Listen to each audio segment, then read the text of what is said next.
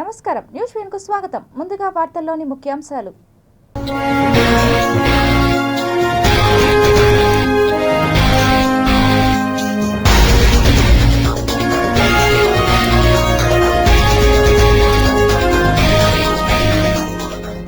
నేపాల్లో ఆకస్మిక వరదలు. మానస సరోవర్ యాత్రకు వెళ్లిన 400 మంది గల్లంతు. 100 మందికి పైగా భారతీయులు. జనవరి 1 నుంచి సంజీవని సేవలు. ముఖ్యమంత్రి చంద్రబాబు వెల్లడి. సమర్థవంతమైన పాలనకు 2 ఏళ్లు. భక్తుల సౌకర్యాలు, పర్యావరణ పరిరక్షణ, సాంకేతికత, పారదర్శకతకు పెద్దపీట. అనేక సంస్కరణలు దిక్సూచి. టీటీడీ అదనపు అడిషనల్ ఈవో వెంకయ్య చౌదరికే సాధ్యం. శ్రీవారి పాదాల చెంత పనిచేయడం పూర్వజన్మ సుకృతమన్న స్విమ్స్ డైరెక్టర్ ఆర్వి కుమార్. వీడ్కోలు సందర్భంగా ఘనంగా సన్మానం. నోటీసుల విచారణ ఫైలింగ్ సక్రమంగా నిర్వహించాలి. నియోజకవర్గ ఓటర్ నమోదు అధికారి ఎం జయకృష్ణ స్పష్టీకరణ. తిరుపతిలో కుప్పకూలిన 4 అంతస్తుల భవనం. కొనసాగుతున్న రెస్క్యూ ఆపరేషన్.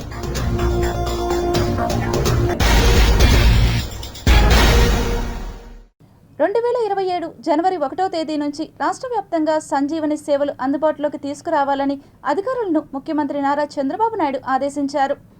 బుధవారం రాజధాని అమరావతిలో వైద్య ఆరోగ్య సేవలు సంజీవని ప్రాజెక్టు సేవలపై ఆయన సమీక్షించారు. కుప్పం, చిత్తూరు ప్రాంతాల్లో అమలు చేసిన ప్రాజెక్టు ఫలితాలను ఆధారంగా చేసుకుని కార్యాచరణ రూపొందించాలని వారికి సీఎం సూచించారు. ప్రజలకు మెరుగైన వైద్య సేవలు అందించేందుకు ఏఐ ఆధారిత ఆరోగ్య సేవలకు అత్యధిక ప్రాధాన్యం ఇవ్వాలని ఈ సందర్భంగా సీఎం చంద్రబాబు స్పష్టం చేశారు. ఈ సమీక్షా సమావేశంలో వైద్య ఆరోగ్య శాఖ మంత్రి సత్యకుమార్, వైద్య ఆరోగ్య శాఖ కార్యదర్శి వీరపాండ్యంతో పాటు పలువురు అధికారులు పాల్గొన్నారు. తిరుపతిలో 4 అంతస్తుల భవనం ఒక్కసారిగా కుప్పకూలిన ఘటన కలకలం రేపింది. నగరంలోని ఆర్సీ రోడ్లో కలసం బిల్డింగ్ సమీపంలోని గ్యాస్ గోడౌన్ వద్ద ఈ ప్రమాదం చోటు చేసుకుంది. నూతన భవనం నిర్మాణం కోసం గుంతలు తీస్తున్న సమయంలో పక్కనే ఉన్న 4 అంతస్తుల భవనం కూలిపోయినట్లు సమాచారం. ఈ ఘటనలో భారీగా ఆస్తి నష్టం వాటిల్లినట్లు తెలుస్తోంది. భవనం కూలిన సమయంలో లోపల ఎవరైనా ఉన్నారా అనే అనుమానంతో అధికారులు అప్రమత్తమయ్యారు. సమాచారం అందుకున్న రెస్క్యూ బృందాలు ఘటనా స్థలానికి చేరుకుని సహాయక చర్యలు చేపట్టాయి. శిథిలాల కింద ఎవరైనా చిక్కుకున్నారా అనే కోణంలో గాలింపు కొనసాగుతోంది. ప్రస్తుతం భారీ యంత్రాల సహాయంతో శిథిలాలను తొలగిస్తున్నారు. భవనం కూలిపోవడానికి గల కారణాలు, నిర్మాణ పనుల్లో ఏమైనా నిబంధనల ఉల్లంఘన జరిగిందా అనే అంశాలపై అధికారులు ఆరా తీస్తున్నారు. రెస్క్యూ ఆపరేషన్ పూర్తయిన తర్వాత ప్రమాదానికి సంబంధించిన పూర్తి వివరాలు వెల్లడయ్యే అవకాశం ఉంది. తెల్లారి వచ్చినాడు మా మత్తి వచ్చినప్పటి నీళ్ళు వేసేదానికి వచ్చినాడు.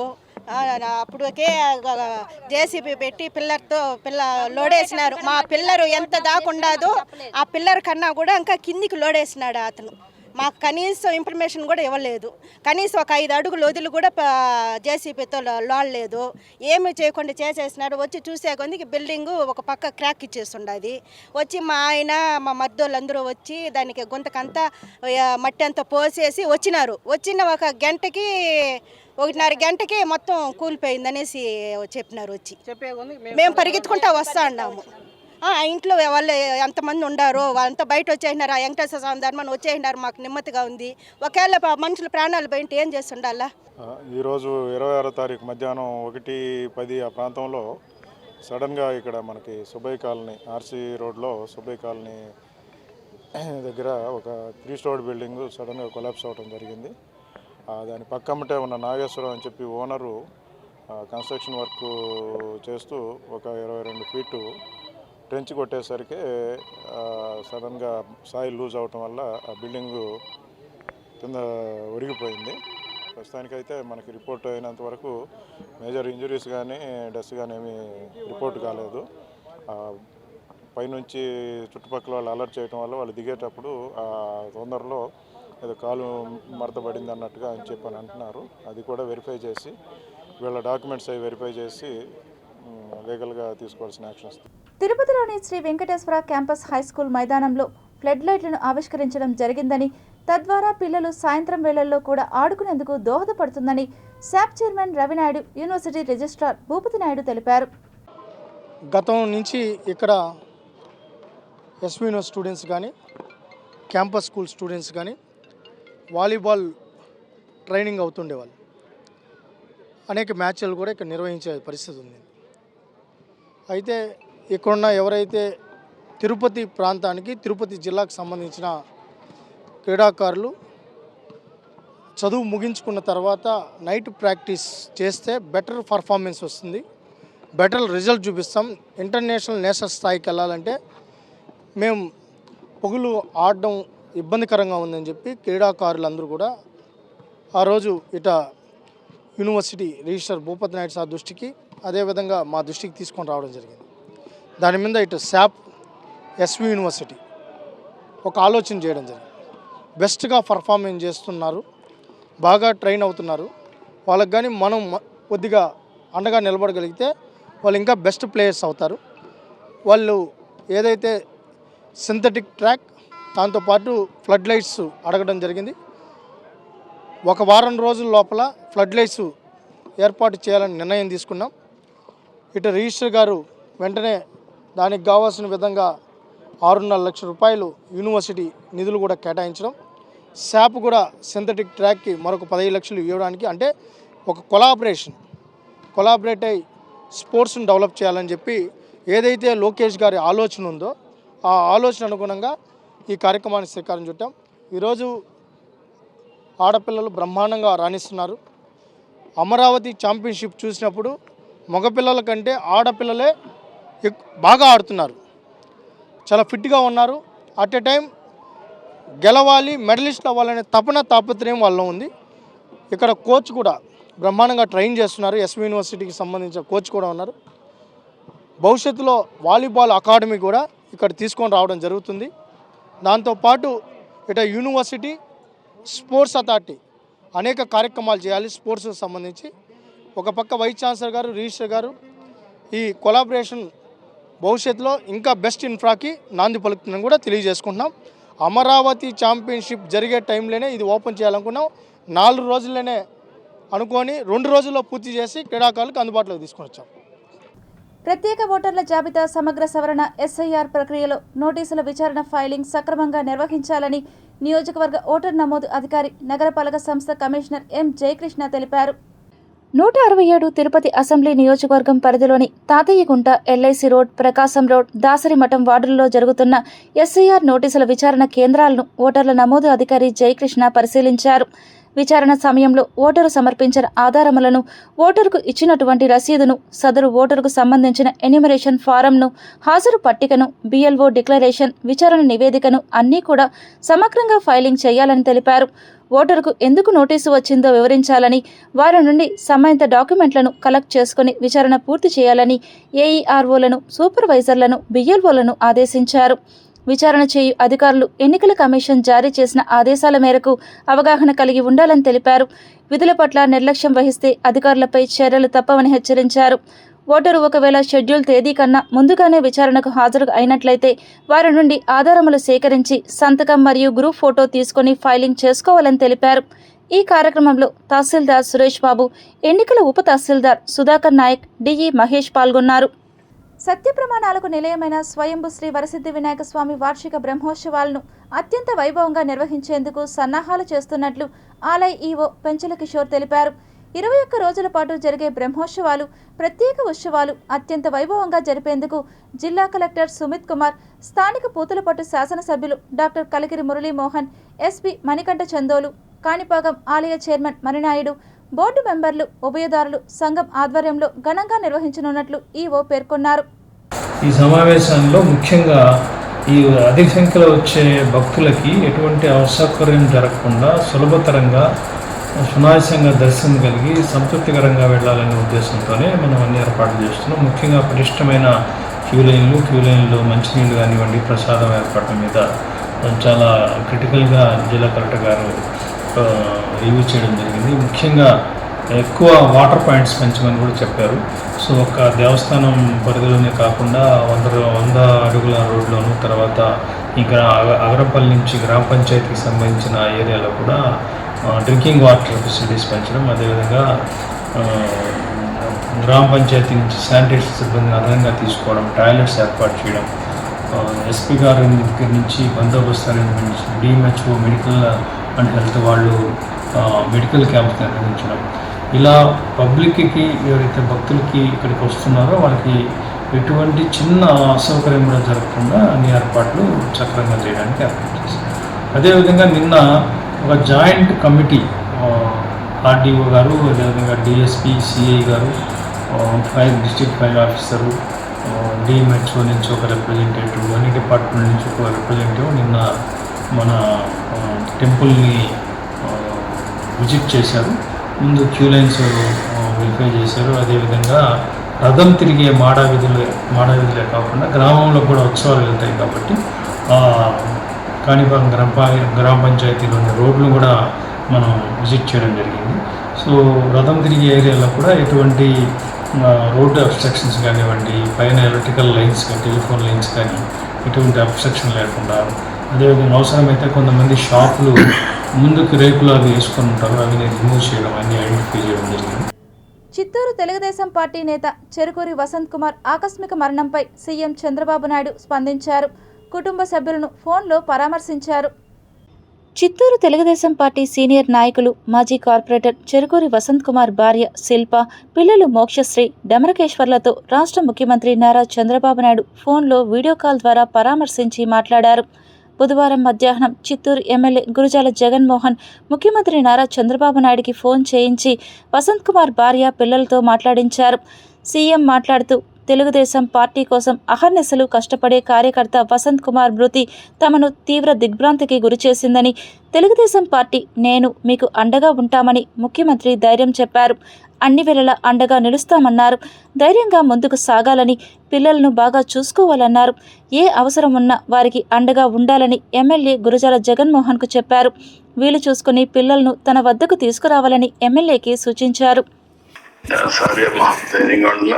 ఒకసారి లైఫ్ మా డెస్టినీ ఎవరు మార్చలేం, కానీ మీరు ధైర్యంగా ఉంటున్నా. మీరు ధైర్యంగా ఉండి ఫేస్ చేయాలి పిల్లలు. సరే అమ్మా, ధైర్యంగా ఉన్నా. ఒకసారి కలుస్తాను, నేను వచ్చినప్పుడు ఆడికి జిల్లాకు వస్తాను. ఒకసారి కలుస్తాను మళ్ళీ అయినాక. ధైర్యంగా ఉండండి అమ్మా, నేను మాట్లాడతాను. పిల్లలు సరిగ్గా చూసుకోండి అమ్మా. మేమందరం అండగా ఉంటాం. ఆయన తేలం కానీ మేమందరం అండగా ఉంటాం. ధైర్యంగా ఉంటాం. నేను మాట్లాడతాను. పిల్లలు మాట్లాడుతున్నాను సార్. హలో, నమస్కారం అమ్మా. బాగున్నారా? సరే, ధైర్యంగా ఉండండి. అమ్మకు అండగా ఉండండి, ధైర్యంగా ఉండండి. నేను మీకు కూడా అన్ని విధాలా తోడుగా ఉంటాం. మీరు ధైర్యంగా ఉండండి అమ్మా. సరే తాతయ్య, మీరు బాగున్నారా? ఓకే అమ్మా. బాగున్నామ్మా. ధైర్యంగా ఉండండి. మీకు అమ్మ ఉంటుంది, మేము కూడా ఉంటాం, అండగా ఉంటాం. ధైర్యంగా ఉండండి. Sir definitely sir. జగన్ మాట్లాడుతున్నాను సార్. జగన్ ఉన్నావు అక్కడ? ఉన్నాను సార్, నేను చూసుకుంటాను సార్. No problem. అన్ని చెప్పండి ఒకసారి, రమ్మంటే మాట్లాడమని ఏం కావాలి? అట్లా sir. Thank you sir. Okay, thank you. Tirumala Tirupati సప్తగిరుల చుట్టూ ప్రదక్షిణ పాదయాత్ర వేడుకగా జరిగింది. శ్రీ గోవిందనామ ప్రచార సేవా సంఘం ఆధ్వర్యంలో తిరుమల సప్తగిరుల ప్రదక్షిణ పాదయాత్ర శ్రీనివాస మంగాపురం శ్రీ వెంకటేశ్వర స్వామి దేవస్థానం నుండి ప్రారంభమై 15/8/2026 శనివారం నుండి 26/8/2026 బుధవారం వరకు 12 రోజులు 120 మంది భక్తులు 260 కిలోమీటర్లు పాదయాత్ర చేస్తూ బుధవారం సాయంత్రం శ్రీనివాస మంగాపురం నందు 1,00,000 తులసిదళ అర్చనతో ముగిసింది. ఈ సందర్భంగా నిర్వహించిన మీడియా సమావేశంలో గోవిందనామ ప్రచార సేవా సంఘం అధ్యక్షులు మధుసూదన్ మాట్లాడుతూ, విజయవాడ నుండి వచ్చి తిరుపతి శ్రీనివాస మంగాపురం నుండి బయలుదేరి 12 రోజులు 120 భక్తులతో 260 కిలోమీటర్ల పాదయాత్ర చేస్తూ ప్రతిరోజు 1,00,000 తులసిదళ అర్చనతో శ్రీ వెంకటేశ్వర స్వామి నామ ప్రచారం చేస్తున్నాము. గడిచిన 12 రోజులు ప్రతిరోజు తులసిదళ అర్చన తర్వాత వర్షం కురవడం ఆ గోవిందుడి ఆశీస్సులుగా భావిస్తున్నాము. రైతుల కొరకు మరియు ప్రజాశాంతి కొరకు ఈ మహాపాదయాత్ర నిర్వహిస్తున్నట్లు తెలిపారు. ఈ కార్యక్రమంలో భక్త బృందం పాల్గొన్నారు. అయోధ్యలో గోవిందనామస్తూపం, సహస్రకోటి గోవిందనామస్తూపం, రామస్తూపం కాదు, గోవిందనామస్తూపాన్ని అయోధ్యలో నిర్మించడం జరిగింది. ఆ స్తూపంలోకి శాశ్వతంగా ఉంచడం కోసం తయారు చేయించినటువంటి ఆ మూర్తుల్ని కూడా మనం ఈ ప్రదక్షిణ పాదయాత్రలో స్వామివారిని సప్తగిరులు తిరిగాక శాశ్వతంగా లోపల ఉన్నటువంటి మూర్తులన్నీ కూడా అయోధ్యలో ప్రతిష్ఠించబడతాయి. ఇంకొకటి విషయం ఏమంటే, మనం ప్రతి రాత్రి ఎక్కడో ఒక చోట బస చేసిన చోట లక్ష తులసి దళార్చన కార్యక్రమాలు చేసిన ప్రతి చోట కూడా వర్షం పడడం అనేది నిజంగా ఆ దేవుడి కృపగా భావిస్తున్నాము. నిజంగా ఇది చాలా అమోఘమైన కార్యక్రమం. ఎర్ర ఆముదం కాయలు తిని 5 చిన్నారులు అస్వస్థతకు గురయ్యారు. చిత్తూరు జిల్లా కుప్పం మండలంలోని కంగుంది ఎస్టీ కాలనీలో ఎర్ర ఆముదం కాయలు తిని 5 చిన్నారులు అస్వస్థతకు గురయ్యారు. చందన, లోకియ, నాగవాణి, అజయ్, కిరణ్ అనే చిన్నారులు ఆముదం కాయలు తిన్న అనంతరం అస్వస్థతకు గురయ్యారు. దీంతో అప్రమత్తమైన స్థానికులు హుటాహుటిన అంబులెన్స్లో వారిని కుప్పం ప్రభుత్వ ఆసుపత్రికి తరలించారు. అక్కడ వైద్యులు చిన్నారులకు చికిత్స అందించారు. ప్రస్తుతం 5 చిన్నారులు క్షేమంగా ఉన్నారని వైద్యులు తెలిపారు. ఘటనతో కంగుంది ఎస్టీ కాలనీలో కొద్దిసేపు ఆందోళన నెలకొంది. కలియుగ ప్రత్యక్ష దైవం శ్రీ వెంకటేశ్వర స్వామివారి పాదాల చెంత 3 సంవత్సరాల పాటు స్విమ్స్ సంచాలకులు మరియు ఉపకులపతిగా సంతృప్తికరంగా సేవలు అందించానని, ఈ అవకాశాన్ని పూర్వజన్మ సుకృతంగా భావిస్తున్నానని డాక్టర్ ఆర్వి కుమార్ పేర్కొన్నారు. స్విమ్స్ ఓపీడీ బ్లాక్లోని శ్రీ పద్మావతి ఆడిటోరియంలో బుధవారం సాయంత్రం డాక్టర్ ఆర్వి కుమార్ వీడ్కోలు సందర్భంగా ఘనంగా సన్మాన కార్యక్రమం నిర్వహించారు. ఈ సందర్భంగా డాక్టర్ ఆర్వి కుమార్ మాట్లాడుతూ, తన హయాంలో స్విమ్స్ అభివృద్ధి కోసం టీటీడీ నుండి వచ్చే ఆర్థిక సహాయం 130 కోట్లకు పెరిగిందని తెలిపారు. రోగులకు మెరుగైన వైద్య సేవలు అందించేందుకు ఇటీవల ఫ్యాకల్టీ రిక్రూట్మెంట్ ప్రక్రియను విజయవంతంగా పూర్తి చేసినట్లు వెల్లడించారు. అదేవిధంగా మెడికల్, పారామెడికల్, అడ్మినిస్ట్రేషన్ పోస్టుల భర్తీ కోసం నియామక ప్రక్రియ ప్రస్తుతం జరుగుతోందని, ఈ నియామకాలు పూర్తి అయితే సంస్థ ఎదుగుదలకు ఎంతగానో తోడ్పాటు కలుగుతుందని చెప్పారు. రోగులకు సహాయకారిగా స్విమ్స్ సేవ పేరుతో స్వచ్ఛంద సేవను ప్రారంభించామని, అదేవిధంగా నిపుణులైన డాక్టర్లు వైద్య సేవలు అందించేందుకు వీలుగా టీటీడీ ఆధ్వర్యంలో శ్రీవారి వైద్య సేవ విజయవంతంగా నడుస్తోందని తెలియజేశారు. వైద్యులు, నర్సులు, ఇతర సిబ్బంది మరింత అంకితభావంతో పనిచేసి అందరూ గర్వపడేలా సంస్థను అభివృద్ధి చేయాలని ఆకాంక్షించారు. ఈ కార్యక్రమంలో SVIMS dean doctor Alok Sachan, registrar doctor Aparna Bitla, medical superintendent doctor Ram, nephrology senior professor doctor Sivakumar, neuro surgery senior professor doctor BCM Prasad, controller of examinations doctor Shilpa Kadiyala, cardiology విభాగాధిపతి డాక్టర్ వనజాక్షమ్మ, శ్రీ పద్మావతి మహిళా వైద్య కళాశాల వైస్ ప్రిన్సిపాళ్లు డాక్టర్ శర్వాణి, డాక్టర్ విజయలక్ష్మి, పలు విభాగాల అధిపతులు, డాక్టర్లు, వైద్య సిబ్బంది తదితరులు పాల్గొని ప్రసంగించారు. ఎందుకు ఎంత ప్రాబ్లమ్ అని వచ్చి చూసిన తర్వాత చూస్తే మనకు 8 గేట్లు, 107 ఎకరాల క్యాంపస్, ఎట్నుంచి ఎవరు వచ్చినా పోయినా గార్డు చేయలేనటువంటి పరిస్థితి. అట్లాంటప్పుడు కూడా వాళ్ళు ఉన్న పరిమితులతో చాలా చక్కగా సెక్యూరిటీ వర్క్ కూడా చేస్తూ ఉన్నారు. చిన్న చిన్న ప్రాబ్లమ్స్ అనేవి ఎప్పుడు వస్తూ ఉంటాయి. వాళ్ళకి కూడా నా శుభాకాంక్షలు. అలాగే మన క్లాస్ 3 ఎంప్లాయీస్ ఎవరైతే ఎస్ఎల్ఎంపీసీలో ఉన్నారో, మిగతా అవుట్సోర్సింగ్ దాంట్లో ఉన్నారో, అఖిల భారత గణేష్ సేవాదళ్ వ్యవస్థాపకులు, మాజీ టీటీడీ బోర్డు మెంబర్ ముర్రంశెట్టి రాములు ఆధ్వర్యంలో శీఘ్ర కార్యసిద్ధికై కాణిపాక స్వయంభు శ్రీ వరసిద్ధి వినాయక స్వామి దీక్ష మాలధారణ కార్యక్రమాన్ని గత 5 సంవత్సరాలుగా నిర్వహిస్తున్నామని, మహిళలు, చిన్నపిల్లలు ఎవరైనా మండల, అర్ధమండల, ఏకాదశ దీక్షమాల ధారణను స్వీకరించి పవిత్రులు కావాలని, తమ సహాయ సహకారాలు ఉంటాయని అఖిల భారత గణేష్ సేవాదళ్ సభ్యులు తిరుపతి ప్రెస్ క్లబ్లో మీడియా ముందు పిలుపునిచ్చారు. పర్యావరణ పరిరక్షణకై మట్టి గణపతితో ఈ ఇందిరా మైదానం వద్ద కాణిపాక గణపతి విగ్రహ మండపాన్ని ఏర్పాటు చేస్తున్నాము. ఆ మండపానికి భక్తులందరూ అనేక మంది తరలి వచ్చి ఆ మండపాన్ని, ఆ వినాయక స్వామిని దర్శించి అక్కడ స్వామి యొక్క అనుగ్రహం పొందాలని అందరికీ తెలియపరుస్తున్నాము. అలాగే పర్యావరణ పరిరక్షణకై మట్టితో గణపతి విగ్రహాలు తయారు చేసి అక్కడ అందరికీ, ప్రజలకి, ఎవరైనా చిన్నపిల్లలైనా ఉండొచ్చు, అపార్ట్మెంట్స్లో ఉండే వాళ్ళైనా ఉండొచ్చు, ఎవరు కోరితే వారికి గణపతి విగ్రహాలని మేము బహుకరిస్తున్నాము. అంటే మేము ఇస్తున్నాము. మా ద్వారా తీసుకెళ్ళి వాళ్ళు మండపాలు పెట్టుకొని అలా మట్టి గణపతితోనే చేసిన విగ్రహాలు పంచుతున్నాము. కాబట్టి అది పర్యావరణ పరిరక్షణకి ఉపయోగపడుతుంది. మేము అలా కాణిపాక గణపతి విగ్రహాన్ని కూడా మట్టితోనే తయారు చేసి ఆ మట్టి విగ్రహం కూడా శోభాయాత్రలాగా చేయకుండా నిమజ్జనం రోజు అక్కడే నీళ్లతో నిమజ్జనం చేయాలని కూడా అనుకున్నాము. అలా పర్యావరణాన్ని కూడా పరిరక్షిస్తున్నాము. Andhra Pradesh joint action committee Amaravati ఆధ్వర్యంలో ఆగస్టు 28న నిర్వహించ తలపెట్టిన ఆత్మీయ సమావేశానికి ఏపీజేఏసీ అమరావతి ఉద్యోగుల హక్కుల సాధన ఉద్యమానికి ప్రభుత్వ ఉద్యోగులంతా హాజరై సభను విజయవంతం చేయాలని రిటైర్డ్ ఉద్యోగులు మరియు వర్కింగ్ ఎంప్లాయీస్ తిరుపతి ప్రెస్ క్లబ్లో మీడియా ముందు పిలుపునిచ్చారు. పిఆర్సీ కమిషనర్ నియమించి వెంటనే పిఆర్సీ ఇవ్వాలి. అదేవిధంగా పిఆర్సీ వచ్చే వరకు ఐఆర్ 30% ఇవ్వాలి. పెండింగ్లో ఉన్న 5 డిఏలు వెంటనే ఇవ్వాలి. పోలీసులు సరెండర్ లీవ్స్ బకాయిలు చెల్లించాలి. అత్యవసర అవసరాలకు జీపీఎఫ్ విత్డ్రాకు వెంటనే అనుమతి ఇవ్వాలి. అంటే మా డబ్బులే అది, జీతంలో నెల నెల కట్ చేసుకుంటూ ఉంటాం అవసరాల నిమిత్తం. అంటే పిల్లలకాయల చదువుల కోసమో హాస్పిటల్ కోసమో అని కొంత సేవింగ్ చేసుకుంటాం, బిడ్డల పెళ్ళిళ్ళ కోసమో. అది వెంటనే మాకు విత్డ్రాకు వెంటనే అనుమతి ఇవ్వాలి. రిటైర్మెంట్ ప్రయోజనాలు అంటే general provident fund, group life insurance, gratuity leave, encashment వెంటనే అందాలి. పెన్షనర్ల కోసం అడిషనల్ క్వాంటమ్ ఆఫ్ పెన్షన్ ఇవ్వాలి. పెన్షన్ కార్పొరేషన్ ఏర్పాటు చేయాలి. కాంట్రాక్ట్ అవుట్సోర్సింగ్ ఉద్యోగస్తులకు సంక్షేమ పథకాలు వర్తింప చేయాలి. అంటే అవుట్సోర్సింగ్ ఉన్న వాళ్ళకి వీళ్ళు ఎంప్లాయ్ అని చెప్పి దాన్ని పక్కన పెడుతున్నారు. ఈవెన్ రేషన్ కార్డు కూడా ఇవ్వడం.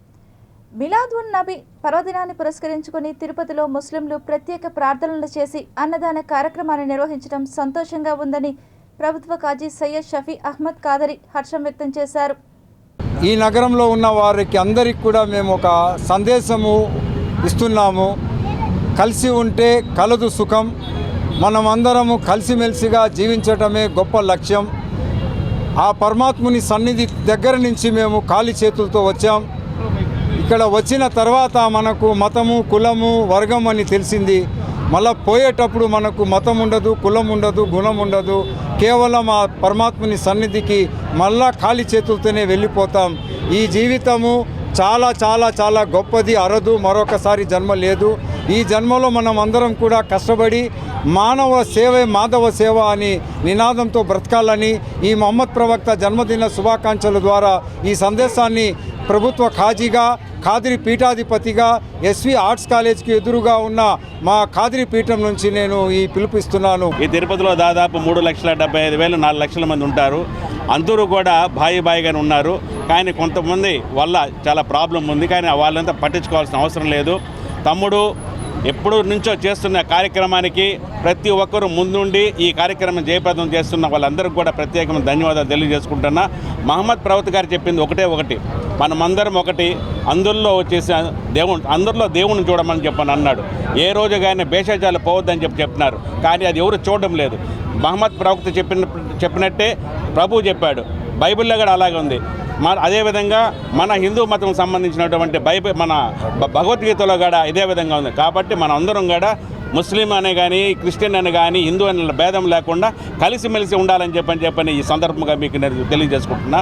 నాకు ఈ అవకాశం ఇచ్చిన తమ్ముడికి ధన్యవాదాలు తెలియజేసుకుంటున్నాను. నేపాల్లో వస్తున్న వరదలు అదే మాదిరిగా గ్రామీణ ప్రాంతాలను తుడిచిపెట్టేస్తున్నాయి. గ్రామాలు కొట్టుకుపోవడం తీవ్ర ఆందోళనకరంగా మారింది. నేపాల్లో ఏ విపత్తు వచ్చినా అది ప్రళయ రూపంలోనే ఉంటుంది. గతంలో వచ్చిన భూకంపాలు గ్రామాలను, పట్టణాలను నేలమట్టం చేయగా వర్షాలు అతలాకుతలం చేసిన ఘటనలు ఎన్నో చూశాం. నేపాల్ వరదలకు టిబెట్ బోర్డర్లోని ప్రాంతాల్లో రోడ్లు, బ్రిడ్జీలు, పవర్ ప్రాజెక్టులు కొట్టుకుపోయాయి. మరింత విపత్కర పరిస్థితులు ఎదుర్కోవాల్సి వస్తుందేమోనని అధికారులు హెచ్చరికలు జారీ చేశారు. 2026 ఆగస్టు 26న ఉదయం 9 గంటల ప్రాంతంలో వచ్చిన వరదలతో గ్రామాలన్నీ కాగితపు పడవల్లా కొట్టుకుపోయినట్లు అధికారులు తెలిపారు. రసువా జిల్లాలోని శాప్టివ్ బేసీ ప్రాంతం, టైమూర్ ప్రాంతాల్లో 50,000 మంది ప్రజలు ప్రభావితమయ్యారు. బోతే కోసి నది పరివాహక ప్రాంతంలో ఉన్న గ్రామాలన్నీ కొట్టుకుపోయినట్లు తెలిపారు. మృతులు వందల సంఖ్యలో ఉండే అవకాశం ఉందని చెప్పారు. అత్యంత శక్తివంతమైన సుదూర లక్ష్యాలను ఛేదించగల క్షిపణి AIM-424 మాలిస్ను అమెరికా నేవీ తాజాగా ఆవిష్కరించింది. అత్యాధునిక long range air to air missile ఏకంగా 463 కిలోమీటర్ల దూరంలో ఉన్న శత్రువుల యుద్ధ విమానాలు, డ్రోన్లను అత్యంత ఖచ్చితత్వంతో కూల్చివేయగలదని అమెరికా చెబుతోంది. ఈ క్షిపణిని ప్రముఖ రక్షణ రంగ సంస్థ రేడియాన్తో కలిసి అమెరికా నౌకాదళం అభివృద్ధి చేసింది. దాదాపు 680 కేజీల బరువు, 13.5 అడుగుల పొడవుతో ఇది రూపుదిద్దుకుంది. F-35C స్టెల్త్ ఫైటర్ జెట్ల లోపలి భాగంలో అమరేలా దీని బాడీని ప్రత్యేకంగా డిజైన్ చేశారు. దీనివల్ల యుద్ధ విమానం రాడార్కు దొరకకుండా ప్రయాణించే వ్యూహాత్మక ప్రయోజనం కలుగుతుంది. ప్రస్తుతం F/A-18E సూపర్ హార్నెట్ యుద్ధ విమానాల్లో కూడా వీటిని అమర్చేందుకు పరీక్షలు జరుపుతున్నారు. Tirupati bullion gold jewellery and silver merchants association సమాచారం మేరకు తిరుపతి లోకల్ బులియన్ మార్కెట్లో బంగారం, వెండి ధరలు ఇలా ఉంటాయి. 24 క్యారెట్ల బంగారం 10 గ్రాముల ధర 1,66,400 రూపాయలు. 22 క్యారెట్ల బంగారం 1 గ్రాము ధర 14,927 రూపాయలు. వెండి 1 కేజీ ధర 2,50,200 రూపాయలు. రీటైల్ వెండి 1 గ్రాము ధర 255 రూపాయల 20 పైసలుగా ఉంటుంది. వార్తలు ముగించే ముందు ముఖ్యాంశాలు మరోసారి చూద్దాం.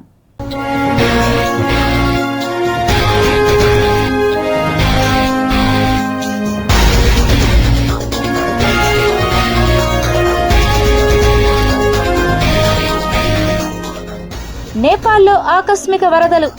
మానస సరోవర్ యాత్రకు వెళ్లిన 400 మంది గల్లంతు. 100 మందికి పైగా భారతీయులు. జనవరి 1 నుంచి సంజీవని సేవలు. ముఖ్యమంత్రి చంద్రబాబు వెల్లడి. సమర్థవంతమైన పాలనకు 2 ఏళ్లు. భక్తుల సౌకర్యాలు, పర్యావరణ పరిరక్షణ, సాంకేతికత, పారదర్శకతకు పెద్దపీట. అనేక సంస్కరణలు దిక్సూచి. టీటీడీ అదనపు అడిషనల్ ఈవో వెంకయ్య చౌదరికే సాధ్యం. శ్రీవారి పాదాల చెంత పనిచేయడం పూర్వజన్మ సుకృతమన్న స్విమ్స్ డైరెక్టర్ ఆర్వి కుమార్. వీడ్కోలు సందర్భంగా ఘనంగా సన్మానం. నోటీసుల విచారణ ఫైలింగ్ సక్రమంగా నిర్వహించాలి. నియోజకవర్గ ఓటర్ నమోదు అధికారి ఎం జయకృష్ణ స్పష్టీకరణ. తిరుపతిలో కుప్పకూలిన 4 అంతస్తుల భవనం. కొనసాగుతున్న రెస్క్యూ ఆపరేషన్.